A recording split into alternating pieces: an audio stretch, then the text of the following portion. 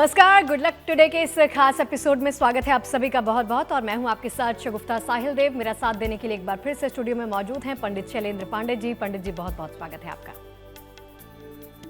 नमस्कार। तो देखिए, आज के इस खास एपिसोड में हम बात करने वाले हैं कि अगर आपकी कुंडली में अष्टम भाव में चंद्रमा अगर मौजूद है तो ये आपकी उम्र के लिए, आयु के लिए खतरा हो सकता है। कितना सत्य है, कितना गलत है, इसके बारे में विचार विमर्श करेंगे। विस्तार से सारी जानकारियां आपके साथ साझा करेंगे। सबसे पहले बात कर लेते हैं आज के गुड लक मंत्र के बारे में।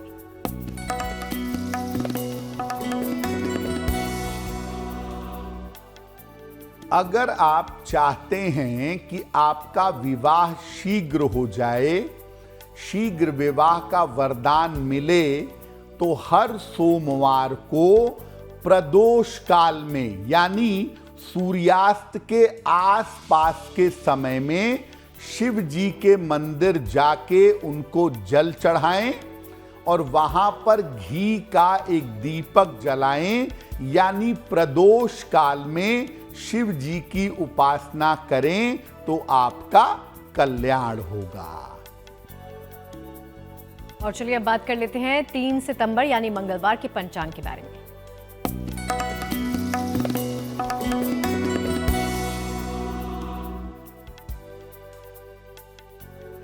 दिनांक 3 सितंबर 2024 दिन मंगलवार, तिथि है भाद्रपद कृष्ण पक्ष की अमावस्या तिथि, प्रातः काल 7:24 तक।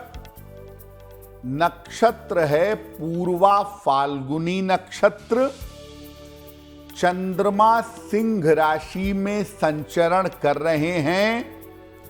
राहु काल का समय शाम के 3 बजे से 4:30 तक और उत्तर दिशा की तरफ यात्रा करने की मनाही है।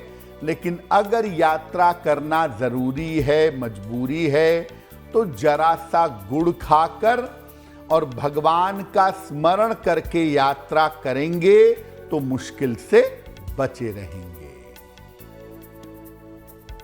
और चलिए आज के विषय की शुरुआत करते हैं पंडित जी के साथ। सबसे पहले जो चीज हम समझना चाहते हैं वो यही कि चंद्रमा का पंडित जी ज्योतिष में महत्व क्या है, स्थान क्या है, खासियत क्या है? बिल्कुल, आज के कार्यक्रम में हम ये समझेंगे कि अगर चंद्रमा आपकी कुंडली के अष्टम भाव में है, 8वें खाने में है, तो क्या ये आयु के लिए खतरा है? इस चंद्रमा की भूमिका क्या होती है और अष्टम चंद्रमा जीवन में किस बात की सूचना देता है? लेकिन इस पर जानकारी लें उसके पहले ये जानते हैं कि चंद्रमा इतना महत्वपूर्ण क्यों है। देखिए, चंद्रमा 9 ग्रहों में काफी महत्वपूर्ण स्थान रखता है। ये व्यक्ति के मन पर और व्यक्ति की आयु पर गहरा असर डालता है। ये शुरुआती समय के विकास में, बचपन में जन्म से लेके 12 साल तक का जो बच्चे का डेवलपमेंट है उसमें सबसे ज्यादा असर डालता है। आयु के निर्धारण में उम्र अल्प आयु है, मध्य आयु है या दीर्घ आयु है, उसमें चंद्रमा की बड़ी भूमिका होती है। चंद्रमा का कमजोर होना आपके स्वास्थ्य पर, आपके मन पर और आपकी आयु पर गहरा असर डालता है। अगर कमजोर है तो, अगर चंद्रमा खराब है तो ये आयु के लिए बहुत संकट कारक माना जाता है। चंद्रमा का खराब होना एक चेतावनी है कि आप अपने आयु पर विशेष ध्यान बनाए रखें। और चलिए आगे बढ़ते हैं और बात करते हैं राशिफल की। और पहली 3 राशियों का वक्त पंडित जी से जान लेते हैं कैसा रहने वाला है। बात करेंगे मेष, वृष और मिथुन की।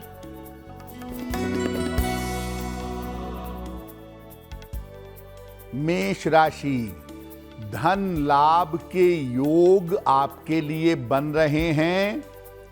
रुके हुए तमाम काम आपके पूरे होंगे।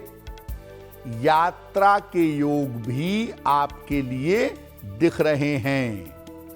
किसी निर्धन व्यक्ति को अगर धन का दान कर दें तो दिन बेहतर होगा।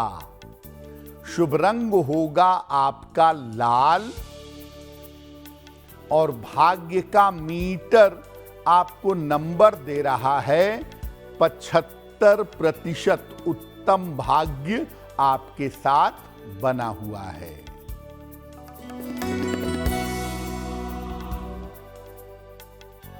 वृषभ राशि, पारिवारिक तनाव से बचाव करें। वाहन सावधानी से चलाएंगे।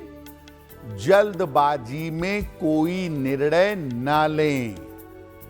किसी निर्धन व्यक्ति को अगर गुड़ का दान कर दें तो दिन की मुश्किलें कम हो जाएंगी। शुभ रंग होगा आपके लिए क्रीम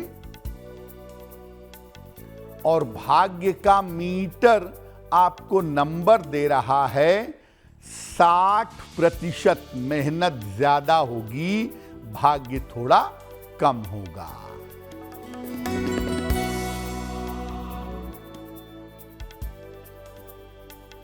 मिथुन राशि, मानसिक चिंताएं समाप्त होंगी।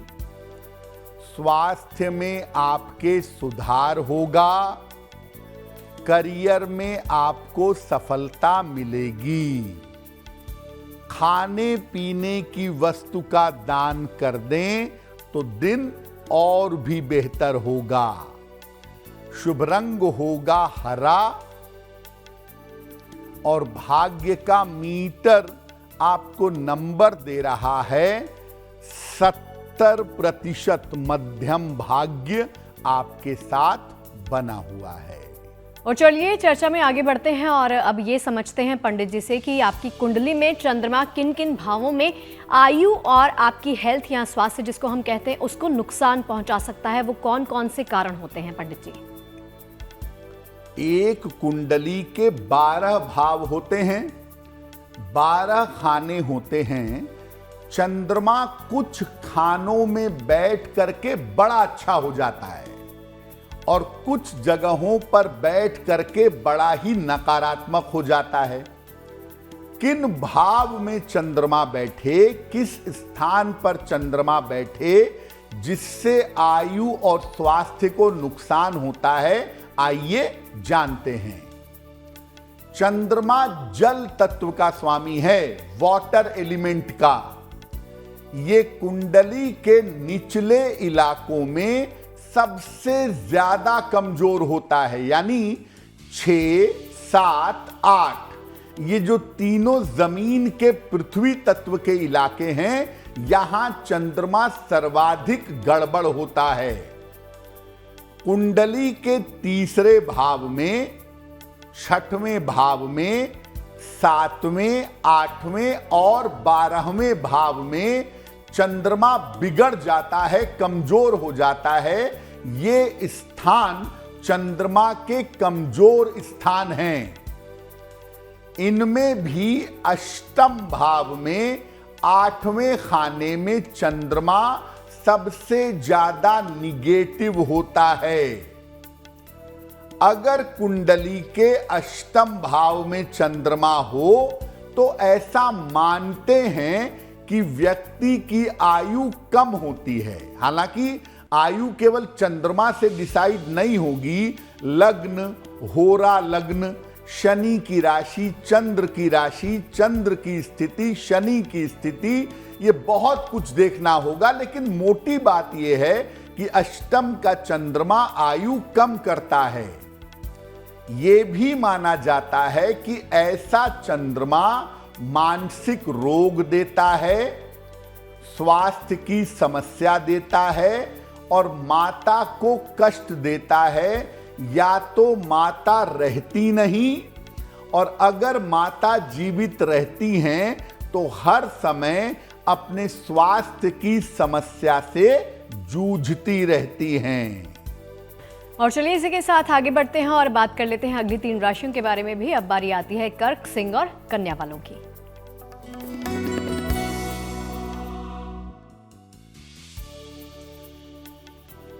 कर्क राशि, करियर में सफलता के योग बन रहे हैं।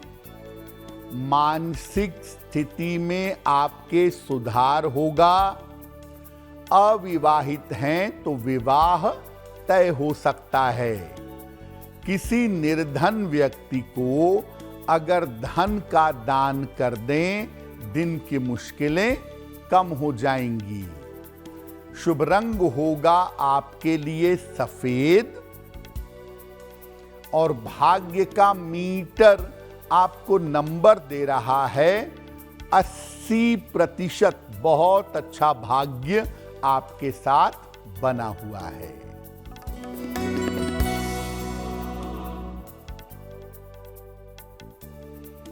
सिंह राशि, करियर की स्थिति आपकी ठीक रहेगी।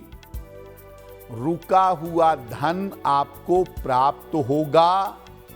संपत्ति लाभ के योग बन रहे हैं।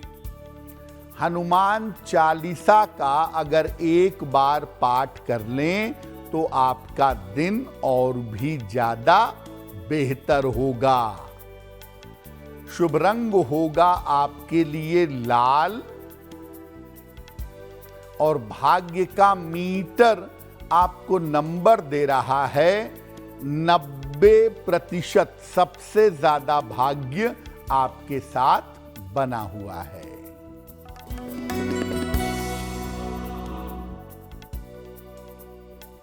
कन्या राशि, जल्दबाजी से बचाव करें। परिवार में विवादों से बचें। करियर में लापरवाही न करें। किसी निर्धन व्यक्ति को गुड़ का दान कर दें तो दिन की मुश्किलें कम हो जाएंगी। शुभ रंग होगा आपके लिए हरा, और भाग्य का मीटर आपको नंबर दे रहा है 60%। मेहनत ज्यादा होगी, भाग्य थोड़ा कम रहेगा। और चलिए वो सेगमेंट जिसका आप सबको बेसब्री के साथ इंतजार रहता है, लेकिन सबसे पहले आप सभी को सूचित कर देते हैं कि आप भी कोई प्रश्न पंडित जी से पूछना चाहते हैं, ईमेल के माध्यम से अपनी तमाम सवाल पंडित जी तक पहुंचा सकते हैं। हमारी ईमेल आईडी आपकी टीवी स्क्रीन पर इस वक्त फ्लैश हो रही है। तो आज के शो का पहला प्रश्न पंडित जी से ही जान लेते हैं कि कौन से दर्शक का है। जी,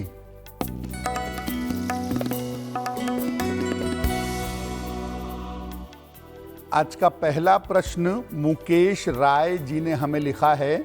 बलिया से लिखते हैं, 9 सितंबर 1990 का जन्म है, 10 बजे प्रातः बलिया। ये लिख रहे हैं कि वैवाहिक जीवन में काफ़ी दिक्कतें हैं। पत्नी मायके चली गई हैं, क्या वापस आएंगी? क्या वैवाहिक जीवन आगे चल पाएगा? मुकेश जी, आपकी कुंडली के हिसाब से अभी आप लगभग 4 नवंबर तक शांति बनाए रखिए। किसी तरह का एग्रेशन मत दिखाइएगा, झगड़ा लड़ाई मत करिएगा। 4 नवंबर के बाद ये मामला आपसी बातचीत से हल हो जाएगा। पत्नी आपकी वापस आ जाएंगी और आगे प्रयास करने पर जीवन आपका ठीक चलेगा।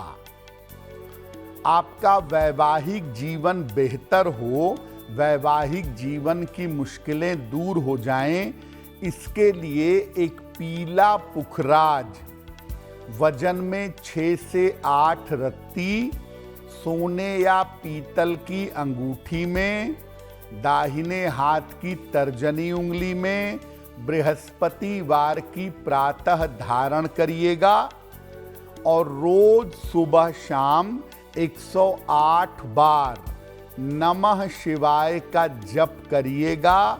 आपके लिए बहुत बेहतर होगा।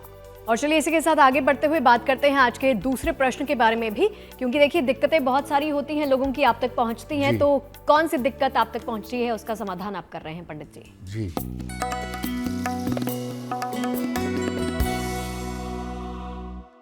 अगला प्रश्न पीसी ठाकुर जी ने हमें लिखा है, जमशेदपुर से लिखते हैं, अपनी पुत्री शैलजा के बारे में जानना चाहते हैं। शैलजा की जन्म तारीख है 30 अगस्त 1977, 4:04 प्रातः, जमशेदपुर, झारखंड। ये कह रहे हैं कि मेरी बेटी का स्वास्थ्य पिछले 1 साल से काफी ज्यादा खराब है, तमाम प्रयासों के बावजूद बेहतर नहीं हो रहा है, स्वास्थ्य में सुधार कब तक होगा? ठाकुर जी, आपकी पुत्री की जो कुंडली है, इस कुंडली के हिसाब से नर्व की, पेट की और मानसिक समस्या होने की संभावना इस कुंडली में दिखाई दे रही है, और अभी इनके स्वास्थ्य को लेकर के अगले साल के मार्च तक सावधानी बनाए रखनी होगी। मार्च 2025 तक अभी इनका समय बेहतर नहीं है। अपनी पुत्री के नाम से आप रोज सुबह शाम राम रक्षा स्तोत्र का पाठ करिए। हर बुधवार को गाय को हरा चारा, हरा फल या हरी सब्जियां खिलाइए। अगर ये उपाय आप लगातार करते जाएं तो इनके स्वास्थ्य में सुधार होना शुरू हो जाएगा। देखिए चर्चा चल रही है तो ये भी पंडित जी से जानते और समझते हैं कि क्या चंद्रमा अष्टम भाव में जब वो होता है तो किसी प्रकार का कोई फायदा, कोई लाभ हमें देता है या फिर नहीं? ज्योतिष में हर ग्रह के, हर भाव के, हर कॉम्बिनेशन के अच्छे और बुरे प्रभाव होते हैं। चंद्रमा अष्टम में केवल आयु कम करेगा, केवल बीमार करेगा, केवल नुकसान करेगा, ऐसा नहीं है। अगर चंद्रमा पक्ष बली है, यानी शुक्ल पक्ष के अष्टमी से लेके और कृष्ण पक्ष की अष्टमी का है, या पूर्णिमा के निकटवर्ती है, पक्ष बली है, तो चंद्रमा अष्टम भाव में लाभ देगा। कैसे?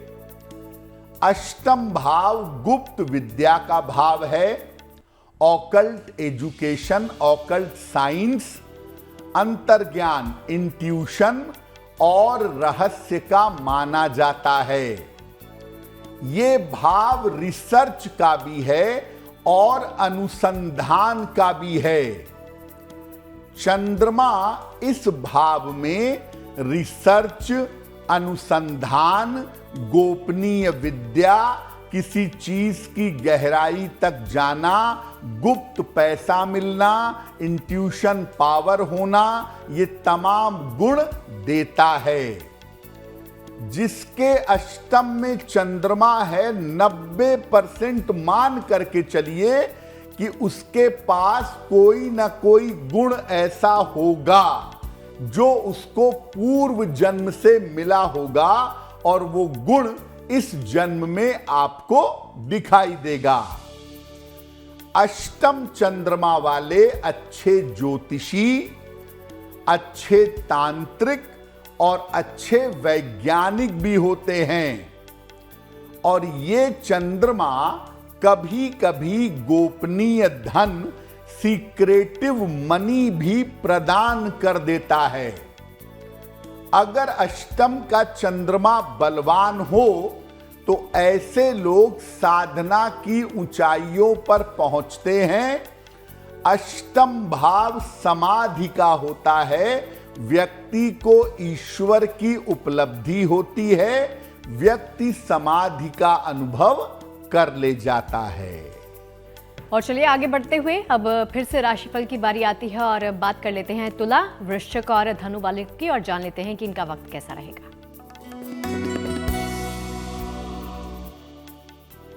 तुला राशि, स्वास्थ्य अच्छा होता जाएगा, धन की स्थिति में सुधार होगा, काम की रुकावट दूर होगी। किसी निर्धन व्यक्ति को अगर धन का दान कर दें तो दिन बेहतर होगा। शुभ रंग होगा आपके लिए गुलाबी और भाग्य का मीटर आपको नंबर दे रहा है 70% मध्यम भाग्य आपके साथ बना हुआ है।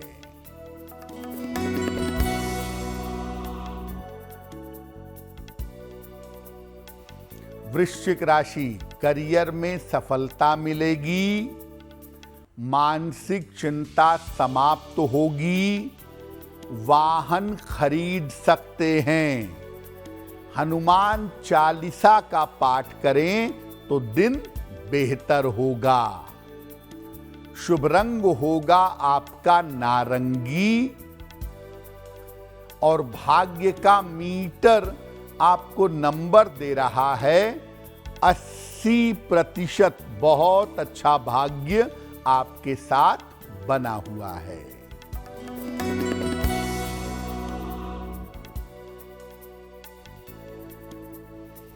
धनु राशि, कार्यक्षेत्र में व्यस्तता बढ़ेगी, धन की प्राप्ति होगी, लंबी यात्रा के योग बन रहे हैं। खाने पीने की वस्तु का अगर दान कर दें तो आपका दिन और भी ज्यादा बेहतर होगा। शुभ रंग होगा आपके लिए पीला और भाग्य का मीटर आपको नंबर दे रहा है 75%। उत्तम भाग्य आपके साथ बना हुआ है। और चलिए अब ये समझते हैं और जानते हैं पंडित जी से कि अगर अष्टम भाव में चंद्रमा है तो आपकी जिंदगी में अगर कोई दिक्कत दे रहा है, कोई समस्या दे रहा है, तो फिर क्या कुछ उपाय आप सभी कर सकते हैं।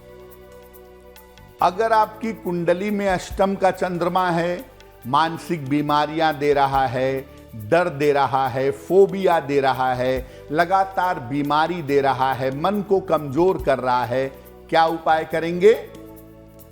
किसी पवित्र स्थान से मैं आपको सलाह दूंगा कि पवित्र स्थान से गंगा जल ले आएं और शयन कक्ष में बोतल में रखें। ऋषिकेश से, गंगोत्री से, गोमुख से शुद्ध और पवित्र जल लाकर शीशी में भर के अपने बेडरूम में रखिएगा। जितना संभव हो भगवान शिव की उपासना करिए। शास्त्र कहता है कि गौरी शंकर की उपासना करनी चाहिए, तो भगवान शिव या उनके गौरी शंकर स्वरूप की पूजा करें। रोज सुबह और शाम 108 बार नमः शिवाय का जप करिएगा। शिव जी की अधिकतम पूजा से आपको राहत मिलेगी। नशा करना, उल्टी सीधी चीजें, फास्ट फूड खाना, मांस का सेवन करना, मदिरा का सेवन करना बंद कर दीजिएगा और जितना संभव हो माता की सेवा और देखभाल करिएगा।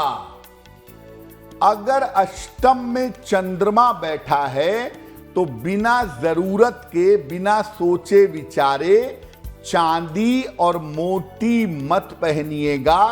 अष्टम चंद्रमा हो, आप मोती पहन लें तो साइकोलॉजिकली, मानसिक रूप से मुश्किल में आ सकते हैं। और चलिए राशिफल के सिलसिले में अब बारी आ जाती है अंतिम 3 राशियों का वक्त भी जान लेने की। अब बारी है मकर, कुंभ और मीन वालों की। जान लेते हैं कि इनका वक्त कैसा रहेगा।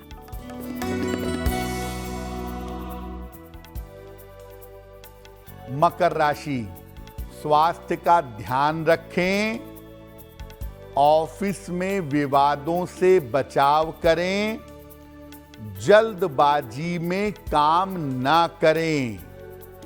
किसी निर्धन व्यक्ति को अगर गुड़ का दान कर दें तो दिन की मुश्किलें कम हो जाएंगी। शुभ रंग होगा आपके लिए नीला और भाग्य का मीटर आपको नंबर दे रहा है 60%। मेहनत ज्यादा होगी, भाग्य थोड़ा कम रहेगा।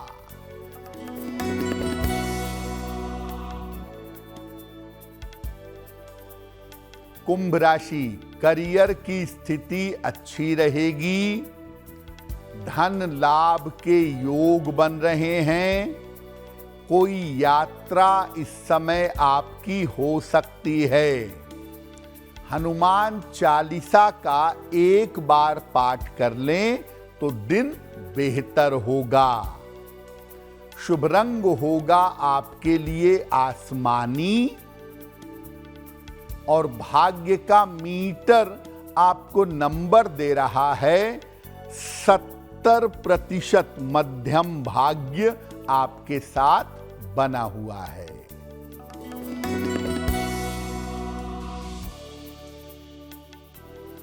मीन राशि, स्वास्थ्य में सुधार होता जाएगा, धन का आपको लाभ होगा, महत्वपूर्ण काम आपका बन जाएगा।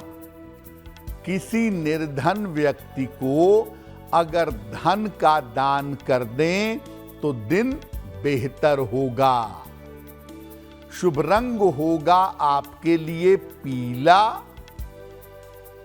और भाग्य का मीटर आपको नंबर दे रहा है 65%। जितनी मेहनत करेंगे उतना ही आपको लाभ होगा। और चलिए सवाल जवाब के सिलसिले के साथ आगे बढ़ते हैं। इससे पहले एक बार फिर से आपको सूचित कर दूं कि आप भी कोई प्रश्न पंडित जी से पूछना चाहते हैं, ईमेल के माध्यम से अपने तमाम सवाल, अपने तमाम क्वेरीज इस शो में भेज सकते हैं। हम आपके सवालों को इस शो में सम्मिलित करेंगे। आगे बढ़ते हैं और पूछ लेते हैं तीसरा प्रश्न पंडित जी से ही। जी,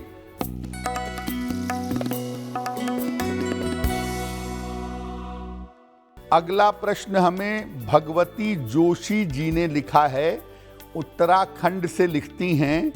23 अगस्त 1988 का जन्म है, 2:20 दोपहर में, हल्द्वानी। ये लिख रही हैं कि मेरे पारिवारिक जीवन में समस्याएं बहुत हैं, पारिवारिक जिम्मेदारियां बढ़ती चली जा रही हैं, पति का और परिवार का कोई सपोर्ट नहीं है और मैं अपना घर भी बनवाना चाहती हूं, वो भी नहीं बन पा रहा है। भगवती जी देखिए, आपकी कुंडली के हिसाब से पारिवारिक समस्याएं जो थोड़ी बहुत हैं वो जनवरी 2025 से कम होती चली जाएंगी और उसके बाद जो पारिवारिक दबाव है आपके ऊपर वो भी कम हो जाएगा। आप कोई नया मकान बनवाएं या कोई नया मकान खरीदें, इसकी संभावना साल 2026 में दिखाई दे रही है। आपके ऊपर बेवजह का तनाव और प्रेशर कम हो, जिंदगी थोड़ी बेहतर हो, इसके लिए एक ओपल बनवा के पहनिए। लगभग 12 से 14 रत्ती का ओपल चांदी की अंगूठी में, दाहिने हाथ की तर्जनी उंगली में, शुक्रवार की शाम को एक ओपल बनवा के पहन लें। सुबह और शाम दोनों समय संकट मोचन हनुमानाष्टक का पाठ करें, आपको लाभ होगा। और चलिए अब बारी आ जाती है आज के शो का अंतिम और आखिरी प्रश्न भी जान लेने की। जान लेते हैं कि कौन से दर्शक का सवाल पंडित जी तक पहुंचा है। पंडित जी।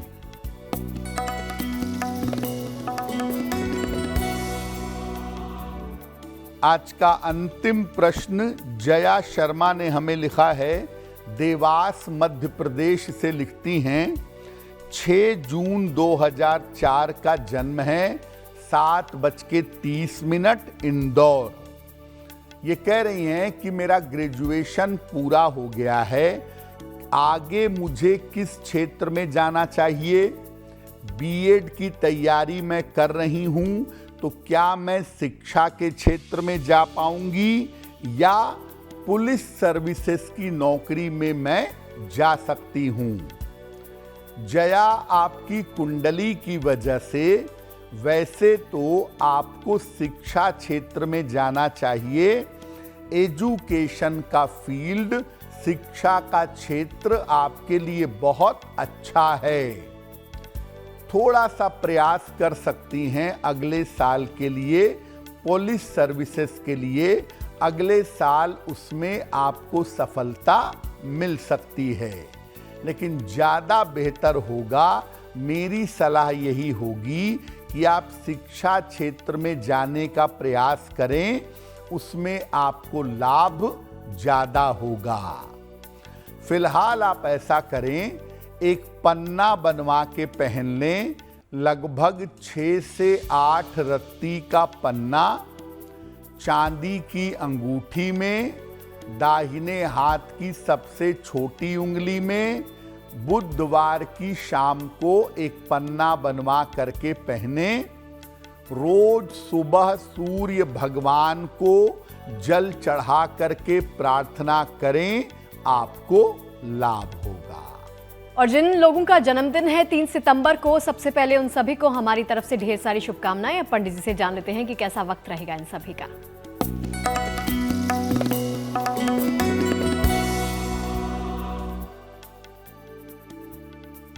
जिन लोगों का जन्मदिन 3 सितंबर को है, उन्हें हम सबकी तरफ से जन्मदिन की हार्दिक शुभकामनाएं।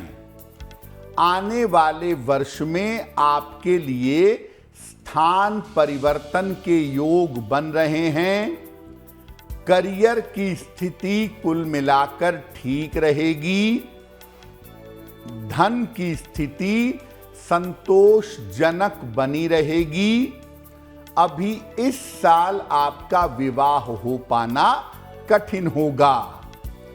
क्या करेंगे? पूरे साल भर बृहस्पति मंत्र का जप करें, ओम ब्रीम बृहस्पतये नमः, तो आपके लिए बहुत बेहतर होगा। और चलिए अब बात कर लेते हैं आज के शो की जिज्ञासा के बारे में।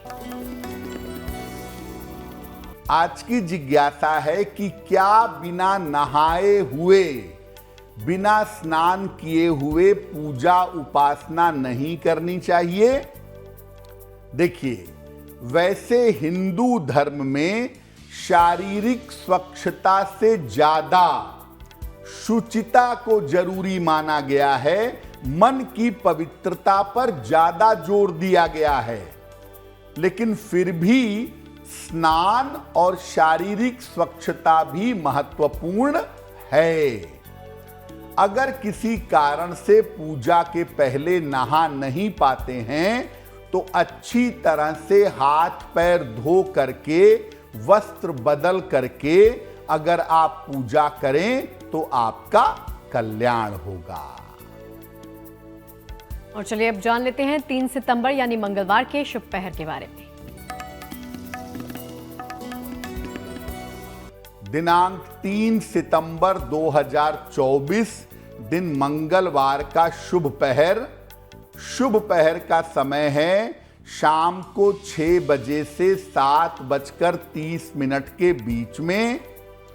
इस समय में 3 बार हनुमान चालीसा का पाठ करें। ऐसा करने से आपकी बड़ी से बड़ी समस्या हल हो जाएगी। लेकिन करेंगे शुभ पहर में ही। 3 सितंबर मंगलवार शाम को 6 बजे से 7:30 के बीच में। और चलिए इस शो के अंत की तरफ बढ़ते हुए बारी आ जाती है आज की गुड लक राशि के बारे में जानकारी प्राप्त करने की। तो जान लेते हैं आपकी राशि यानी गुड लक राशि कौन सी है।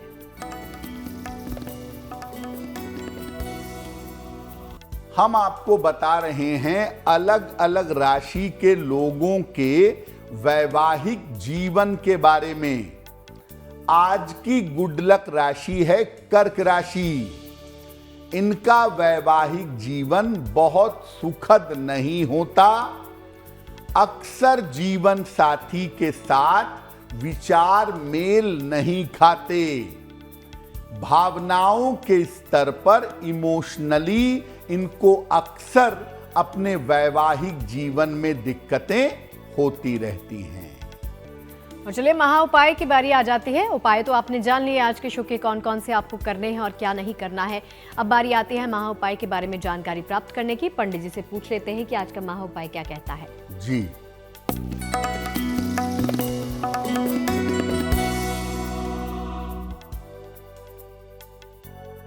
अगर आपका ज्यादातर पैसा कहीं फंस गया है, आपको जरूरत के वक्त नहीं मिल पा रहा, नहीं निकल पा रहा, क्या करेंगे? हर शनिवार की शाम को पीपल के नीचे दीपक जलाएंगे और दीपक जब जला लेंगे तो उसकी तेल में 2 साबुत बिना टूटे हुए 2 लौंग डाल देंगे। इसके बाद रुका हुआ धन मिल जाए ऐसी प्रार्थना करेंगे। अगर आप ऐसा करते हैं लगातार लंबे समय तक तो आपका फंसा हुआ रुका हुआ धन आपको प्राप्त होगा। तो पंडित जी, ये तमाम जानकारियां हमें बताने के लिए और महा उपाय हमसे साझा करने के लिए आपका बहुत बहुत शुक्रिया। धन्यवाद। तो चलिए आज के इस खास एपिसोड में फिलहाल के लिए इतना ही। देश और दुनिया की तमाम अच्छी खबरों के लिए आप देखते रहिए गुड न्यूज टुडे। नमस्कार।